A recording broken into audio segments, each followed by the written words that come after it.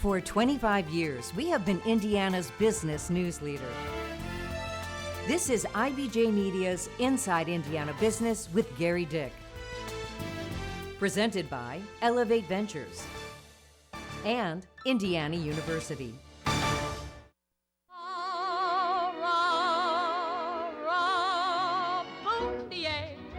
A classic song representing joy and one that Hoosiers were probably grooving to in 1892 as they celebrated the opening of the new Indiana State Fairgrounds.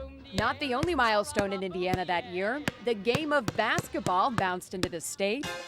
And now these two treasured traditions meet once again to celebrate all things Hoosier at Indiana's biggest celebration, the Indiana State Fair.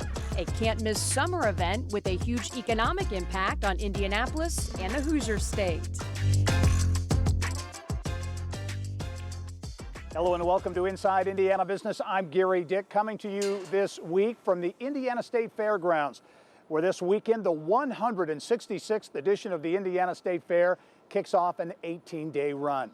Now, this annual agriculture exposition includes big helpings of food and entertainment and is expected to attract more than 800,000 visitors for a celebration of all things Indiana. The fair and the Indiana State Fairgrounds generate substantial economic impact to the tune of $200 million on an annual basis. That's a number that has increased with the transformation that has been taking place here over the past 2 decades. The latest addition, a $50 million makeover of the 100-year-old swine barn. On the outside, the building looks the same, but go inside and you will see a glistening new, nearly 200,000 square foot year-round multi-use venue that will host best-in-class livestock events, but also sporting events. This facility already has landed the NCAA Division II Indoor Track and Field Championships in 2025. And joining me now to talk more about the Fall Creek Pavilion and the economic impact of the Indiana State Fair, pleased as always to be joined by the Executive Director of the Indiana State Fair Commission, Cindy Hoy. Cindy, welcome. Oh, thank you for being here. Isn't this magnificent? In this new home. I know. Having covered the fair on and off for many, many years, it's been very interesting for me to watch this transformation of the fairgrounds. And this is somewhat of a cherry on the top of the sundae, so to speak. Talk about this facility, $50 million, major project. Right, so this project, thanks to a great partnership with Indiana Farm Bureau, this Fall Creek Pavilion we really started with trying to solve troubles and issues with livestock shows first and foremost, but then how can we then transform that into a multi-purpose building? And so thus started with, let's keep the exterior, let's raise up that tradition and history of that wonderful old swine barn. So completely renovated the exterior and then moved inside, dropped the level down so that you could load and unload livestock, load and unload different kinds of sporting events or attractions that could happen in this space. So made it easy for people to get into this space. And then kind of where we're standing right now in this elevated corridor that wraps around kind of the bowl of the building. It is magnificent on the design. You talk about sporting events. This is going to be a big showcase for ag-related events. But you've already landed the NCAA Division II Track and Field Championship, so a level of competition coming to the fairgrounds. Right, so it was purposely built and designed so that it can fit a 200-meter elevated indoor track into this space. So yes, NCAA, but also we just formed a partnership with U.S. Track and Field, and they're going to have coaches clinics and youth activities and all sorts of things that will be held in this space as well. Ag events, I know there's a big event that will be coming here, right, in terms of those elite, really large-scale events you can now host here. That's right. So, of course, come to the Great Indiana State Fair and you're going to see pigs, but also NSR, which is the National Swine Registry, is bringing their exhibition, one of their national shows here in 24 and also in 25, and talk about elite. These are elite livestock that's coming here into this building. Talk about the impact. The Indiana State Fair itself has impact, to be sure, but as you look at the fairgrounds 365 days a year, talk about that impact, how substantial it is. So it really is an anchor institution for this community and the city and the state of Indiana. It's a $200 million direct economic impact. So it's substantial. And when this new asset comes under play, we really see those numbers going to skyrocket. And the other thing that I'm really proud about is the number of jobs that the fairgrounds brings in. 1,100 job equivalencies that the fairgrounds brings to the table. Again, important for the community and the city and the state of Indiana. And I know as we talk about the business community, for this event, for this facility and the Indiana State Fairgrounds business partnerships, a big part of that. Oh, right. So you start with Farm Bureau. What an amazing partner. And this year during the Indiana State Fair, we partnered with Pacer Sports and Entertainment. We kind of elevated the basketball, getting ready for the All-Stars to take place. But with Pacers, we've got all sorts of activations all across the fairgrounds, and that partnership is incredibly important for this year. Cindy Hoy, Executive Director of the State Fair Thank Commission. You, thanks as always. Congratulations on the new building too. Appreciate it. Well, certainly agriculture has always been at the heart of the Indiana State Fair. This is a statewide celebration of Indiana's rich farming heritage.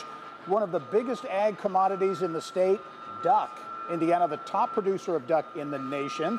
The biggest farm operations include Maple Leaf Farms in Leesburg and Culver Duck in Middlebury. Together, those two farms account for 60% of the nation's duck supply. Well, livestock, traditional agriculture, not the only key cogs in driving Indiana's $35 billion ag industry. Next, the growth of the ag bioscience sector, how it's contributing to the state's economy in an increasingly big way.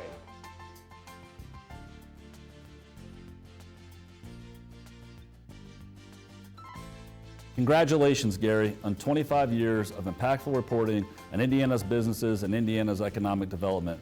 I'm thrilled that you're my colleague and thrilled that Inside Indiana Business is part of IBJ Media. Here's the next 25 years, Gary. Congratulations. Let's keep it going.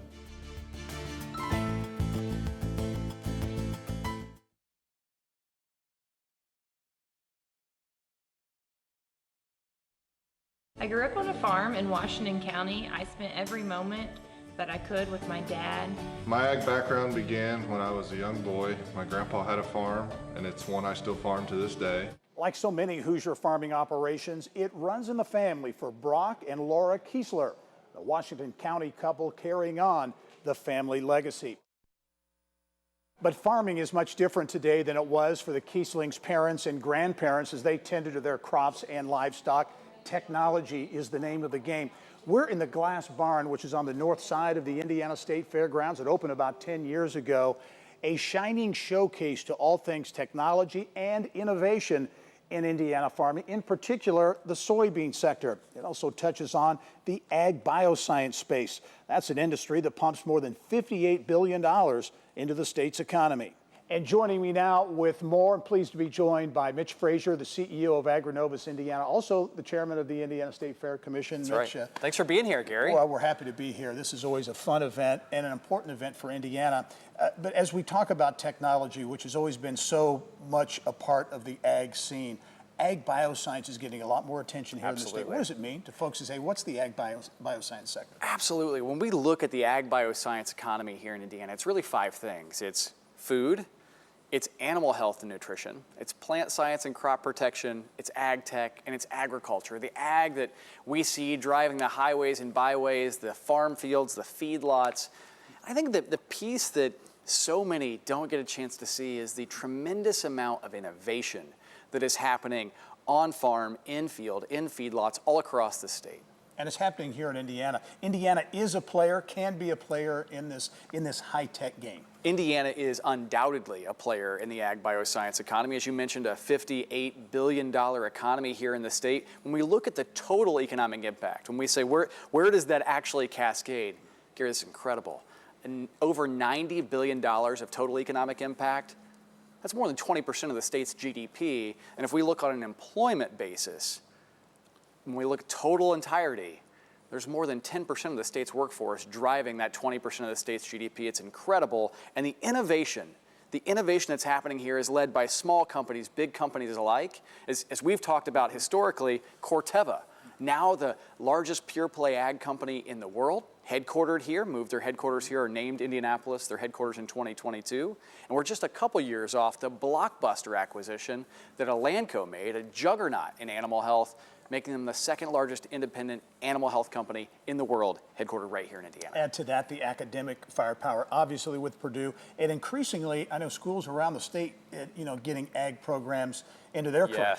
Yeah, I think as we continue to see this innovation focus of the ag bioscience, again, wherever you are in that spectrum, from plants to animals to human food to ag tech itself, more and more students, more and more entrepreneurs, more and more educators are seeing that this is the only economy in the world that touches every person on this planet because it centers on food.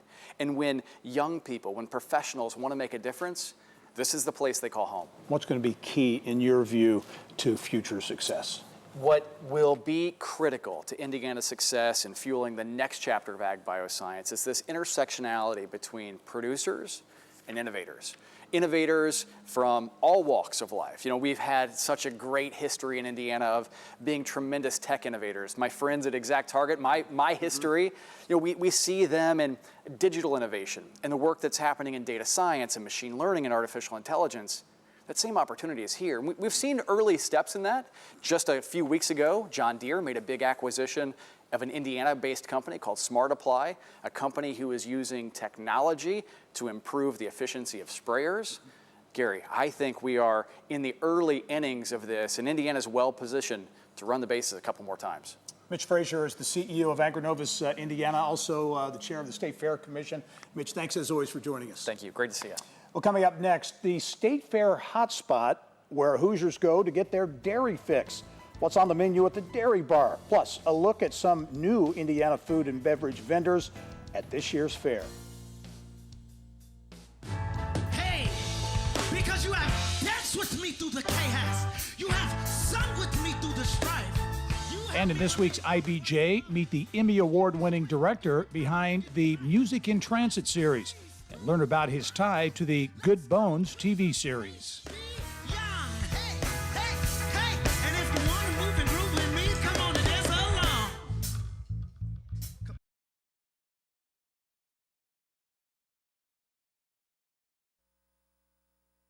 Well, nothing says Indiana like turkey legs, Hoosier ribeye sandwiches, lemon shake-ups, treats at the Dairy Bar. You'll still be able to sample all of those traditional Indiana State Fair food favorites, but there are also some new homegrown Hoosier items on the menu from vendors who see the fair as a great way to showcase their products. Mary Rachel Redmond has more on that. Well, Gerry, the Dairy Bar has been a staple at the Indiana State Fair for over 80 years. Hoosiers love their homegrown dairy, especially ice cream. We've had a footprint at the Indiana State Fairgrounds since 1941. We started out just as a kind of a mom and pop shop selling milk. And now, you look around and this becomes this barn with the cow print awning is something that families come back time and time again. It's part of their family tradition. It's part of their summer story. And so it's just, it has made an impact, and the food continues to be great every year. It's always something exciting. Every year we do a different signature grilled cheese. We have a different signature milkshake. And speaking of this year's featured food at the Dairy Bar, a lot to get excited about. We have 6 different varieties of grilled cheese, from everyone's favorite American on white to this year's signature sandwich, which is the Italian melt. It's provolone cheese and basil on sourdough bread. So who doesn't want to try that, dipped in marinara? And then, as I mentioned, we have different milkshake flavors, the classic chocolate, strawberry, vanilla, and then this year's mint chocolate topped with those Thin Mint Girl Scout cookies. Part of what's important to the farmers is that they want milk to be affordable. For 25 cents, basically, a glass of milk that you buy at the store, you're getting all the nutrients that you would need, right? 8 grams of protein. And so they want that same affordability to carry out into the Dairy Bar. So for $5, you can get a milkshake. For $5, a grilled cheese. For a little over $6, a kid's meal. So we don't want families to have to come and spend a lot of money. I mean, a family of 4 can walk away essentially spending $20, and their tummies are going to be full because it's all been worth the price that they're paying. The Dairy Bar, not the only Hoosier-made products on display. 45 unique Indiana food vendors featured at this year's State Fair, especially when you're talking adult beverages. Everything from Sun King's deep-fried pastry ale to Hotel Tango's Gimme Some More Bourbon Shake. But Gerry, I got to admit, it doesn't get much better than this local classic. Back to you. All right, Mary Rachel, thank you. Here now is a look at what else is making headlines around the state.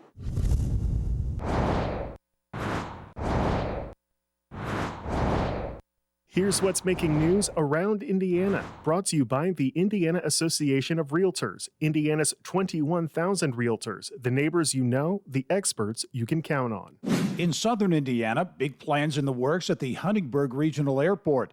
The Du Bois County Airport Authority moving forward with plans for a new $6 million terminal. That includes a mezzanine overlooking the airfield, pilot lounge, and electric vehicle charging stations. Thousands of sports card collectors from around the country are gathering in southwest Indiana this weekend. The city of Evansville hosting the CardCon convention at the Old National Events Plaza. Speaking of Evansville, foodies and thousands of downtown workers have a new option when it comes to places to eat. The city's first food hall, Main Street Food and Beverage, now open in the former Firestone Tire and Rubber building that dates back to 1930. And in northwest Indiana, the Carolyn Mosby Senior Living Community has a new look. The 8-story, 142-unit apartment complex has reopened after a $13 million renovation. It was built by the Gerry Housing Authority in the 1960s. Well, coming up next, the tie between basketball and Indiana agriculture and why the state is fertile ground for the game to flourish. And join IBJ Media on Tuesday, August 8th at the Indiana Roof Ballroom as we announce our 2023 class of 20 in their 20s. Make sure to register and secure your corporate table by August 2nd. Learn more at ibj.com/events.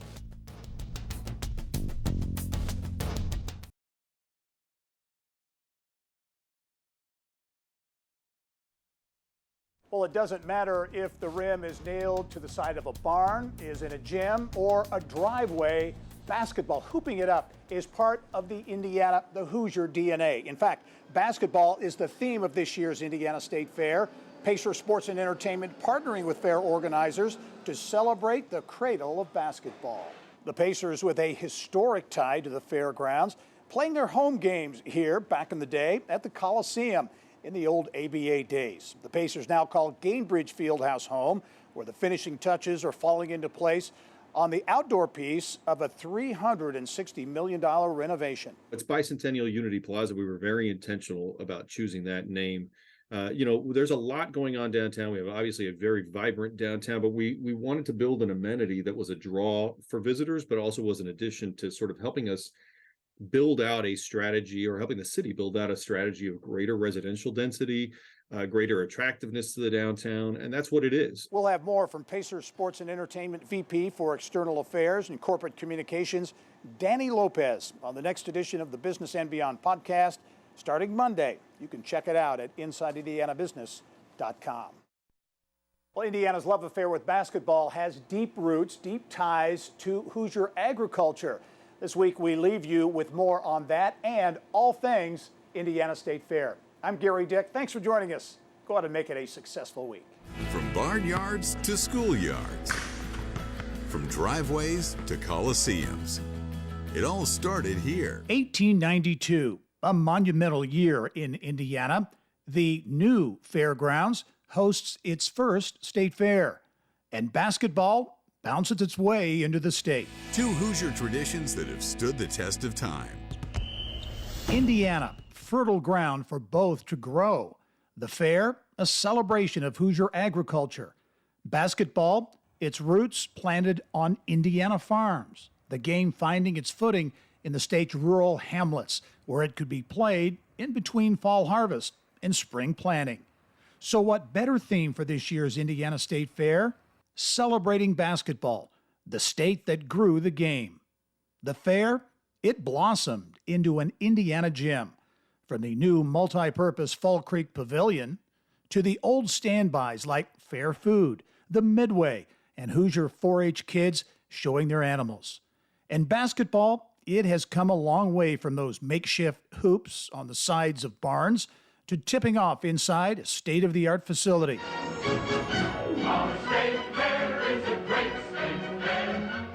These two Indiana treasures intersecting this year to celebrate all things Hoosier. Our state fair is a great state fair. Don't miss it, don't even be late. Boom, boom, boom, it's dollars to donuts at our state fair is the best state fair in our state. Our state fair is a great state fair. Don't miss it, don't even be late. It's dollars to donuts that our state fair is the best state fair in our state.